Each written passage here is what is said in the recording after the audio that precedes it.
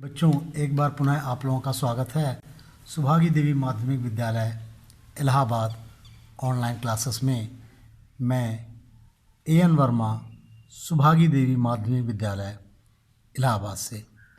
आज मैं आप लोगों को विषय सामाजिक विज्ञान इतिहास पाठ 2 उत्तर भारत के राज्य 800 ईस्वी से 1200 ईस्वी तक पढ़ाऊँगा।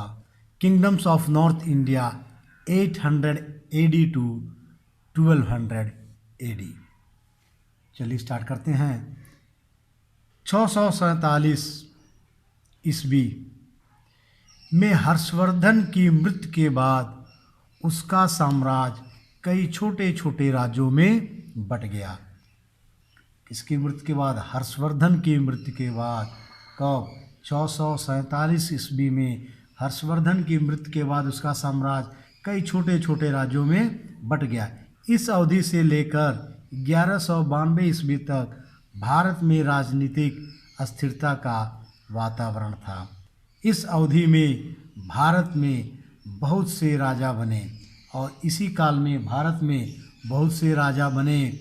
उत्तर और मध्य भारत के अधिकांश राज्यों में इस दौरान राजपूत राजा शासन करते थे। यानी मध्य भारत के अधिकांश राज्यों में राजपूत राजा शासन करते थे। यही कारण है कि भारत के इतिहास में इस अवधि को राजपूतों का काल कहा जाता है। यानी इतिहास गवाह है कि इस अवधि को क्या कहते हैं? राजपूतों का काल कहा जाता है। यानी कि राजपूत लोग इस शासन को, इस काल को देखे थे, शासन किए थे। कन्नौज के लिए संघर्ष। अगला है कन्नौज के लिए संघर्ष। तो कन्नौज के लिए संघर्ष कैसे हुआ उसके बारे में बताया गया है। उत्तर भारत में कन्नौज के लिए कई लड़ाइयाँ लड़ी। यह नगर हर्ष की राजधानी और उत्तर भारत का एक प्रसिद्ध नगर है। कन्नौज जो है उत्तर भारत का एक प्रसिद्ध नगर है और नगर होने के साथ साथ यह हर्ष की राजधानी थी। जो इस नगर पर अधिकार कर सकता था वही गंगा के मैदान पर अधिकार कर सकता था। यानी कि जो राज इस नगर पर अधिकार कर सकता था वही गंगा के मैदान पर अधिकार कर सकता था। 3 प्रमुख राज्य इस नगर पर अधिकार करने के प्रयास कर रहे थे। यही नहीं, 3 प्रमुख राज्य इस नगर पर अधिकार करने के लिए प्रयास कर रहे थे और बारी बारी से उन्होंने कन्नौज पर अधिकार किया और एक एक करके कन्नौज पर अधिकार किया।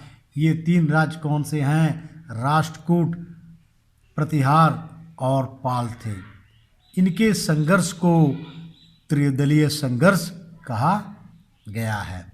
इस संघर्ष को त्रिदलीय संघर्ष कहा गया है। आप लोगों से कहा जाएगा त्रिदलीय संघर्ष किस राज्य से हुआ था? तो कन्नौज राज्य से हुआ था। इस संघर्ष में इन तीनों राज्यों की शक्ति को छीन कर दिया। इस संघर्ष ने क्या है? इन तीनों राज्यों की शक्ति को छीन कर दिया। दक्षिण के उत्तर पश्चिमी भाग में नासिक, जो इस समय महाराष्ट्र में है, आसपास के क्षेत्र पर राष्ट्रकूटों का शासन था। मालखेद उनकी राजधानी थी। किसकी? राष्ट्रकूट की। राष्ट्रकूट शासक अमोघ वर्ष बहुत महत्वाकांक्षी था। इसलिए कन्नौज पर अधिकार करके उसने उत्तर भारत पर शासन करने का प्रयत्न किया। प्रतिहार दक्षिण राजस्थान के कुछ भागों और अवंती पर शासन करते थे। इस समय तक अरब निवासी सिंध प्रदेश को जीतकर उसमें बस गए। कौन निवासी थे? अरब निवासी सिंध प्रदेश को जीतकर उसमें बस गए। अरबों के साथ संघर्ष में सफलता प्राप्त करके प्रतिहार अपनी सेनाओं को पूर्व की ओर ले गए और उन्होंने 8वीं शताब्दी के अंत तक कन्नौज पर अधिकार कर लिया। 8वीं शताब्दी के अंत तक उन्होंने कन्नौज पर अधिकार कर लिया। उधर बंगाल पर शासन करने वाले पाल भी कन्नौज पर अधिकार करना चाहते थे। अब यहाँ पे जो बंगाल पर शासन करते थे पाल, वो भी कन्नौज पर अधिकार करना चाहते थे। पाल वंश के शासकों ने लगभग 400 वर्ष तक बंगाल में राज्य किया और पाल वंश के जो शासक थे वो बंगाल पर कितने 400 वर्ष तक राज्य किया। संपूर्ण बंगाल और बिहार के बहुत से भाग में उनका राज्य फैला हुआ था। गोपाल पाल वंश का पहला राजा था। यानी पाल वंश का पहला राजा कौन था? गोपाल था। गोपाल के पुत्र धर्मपाल ने अपने राजवंश को और अधिक शक्तिशाली बनाया। गोपाल के पुत्र जो धर्मपाल थे वो अपने राजवंश को और अधिक शक्तिशाली बनाया। उसने कन्नौज पर आक्रमण कर दिया।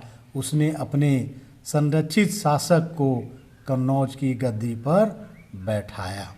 किंतु पाल शासकों का कन्नौज पर बहुत अधिक समय तक अधिकार नहीं रहा। ज़्यादा समय तक अधिकार नहीं कर पाए। राजा भोज के शासनकाल में प्रतिहारों ने अपनी खोई शक्ति को फिर से प्राप्त कर लिया। यानी कि राजा भोज के शासनकाल में जो प्रतिहारों ने अपनी शक्ति खो दी थी, फिर से प्राप्त कर लिया। उसने 836 ईस्वी से 882 ईस्वी तक राज्य किया। वह अपने समय का उत्तर भारत का सबसे अधिक प्रसिद्ध राजा था। यानी उत्तर भारत का अपने समय के सबसे प्रसिद्ध राजा थे।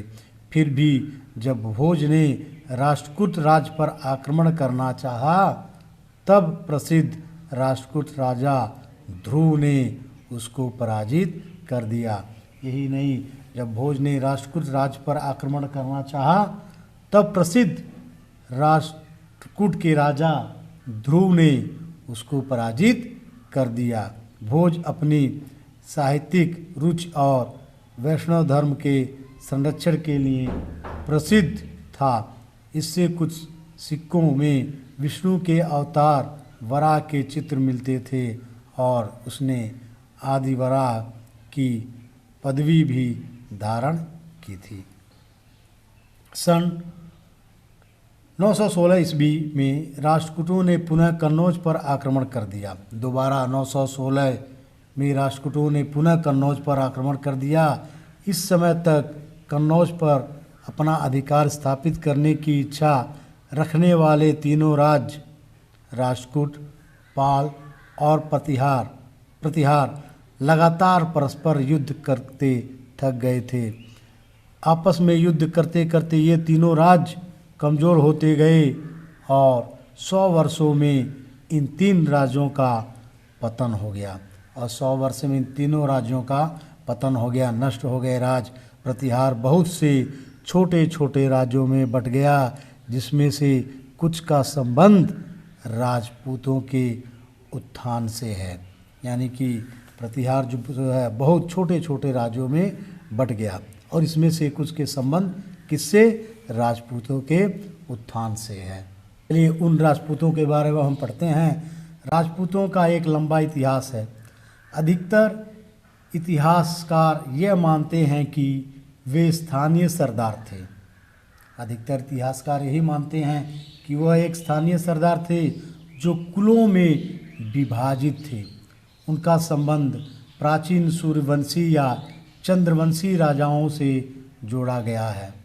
किंतु 4 ऐसे राजपूत वंश भी थे जो अपने को इन 2 प्राचीन वंशों का उत्तराधिकारी नहीं कहते थे। 4 ऐसे वंश थे, वे अपने को अग्निकुल से संबंधित बताते थे। ये चारों वंश इस काल के इतिहास में सबसे अधिक प्रसिद्ध हैं। ये थे कौन कौन से थे? ये थे प्रतिहार या परिहार, चौहान या चहमान, सोलंकी या चालुक्य और पवर या परमार थे। यही जो चारों वंश इस काल के इतिहास में अधिक प्रसिद्ध थे। अग्निकुल के इन 4 राजपूत राज्यों में ने पश्चिम भारत, राजपूताना और मध्य भारत के कुछ भागों में पर अपने राज्य स्थापित किए। देखिए प्रतिहार के बारे में बताया गया है। 730 ईस्वी से 1018 ईस्वी तक प्रतिहार शासकों का गुर्जर प्रतिहार भी कहा जाता है। यानी प्रतिहार शासकों को गुर्जर प्रतिहार भी कहा जाता है, क्योंकि ये हुणों के तुरंत बाद भारत पहुंचने वाले गुर्जर के वंशज थे। इस वंश का पहला शासक नागभट्ट था। इस वंश का पहला शासक कौन था? नागभट्ट, जिसका नाम था वही था। उसने अवंती और दक्षिण राजस्थान के भागों पर शासन किया।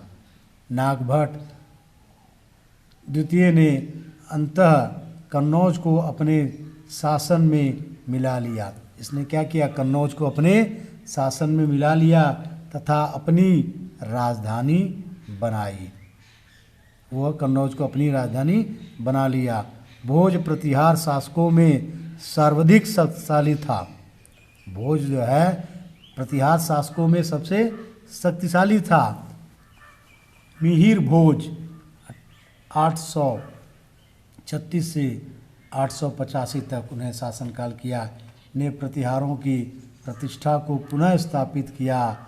धर्मपाल के नेतृत्व में पालकों ने कन्नौज को छीन लिया था। मिहिर भोज ने उनसे कन्नौज को फिर से जीता था और वह कन्नौज को दोबारा जीते थे। तो प्यारे बच्चों, ये रहा इतिहास का पहला वीडियो पार्ट 1। अगले दिन हम पार्ट 2 का वीडियो आप लोगों को सामने पेश करेंगे। तब तक के लिए थैंक यू, धन्यवाद।